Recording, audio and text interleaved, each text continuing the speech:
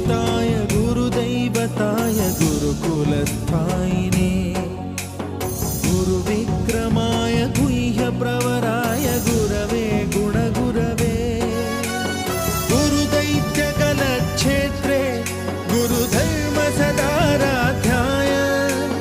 गुरुपुत्र परित्रात्रे गुरुपाखण्डखण्डकाय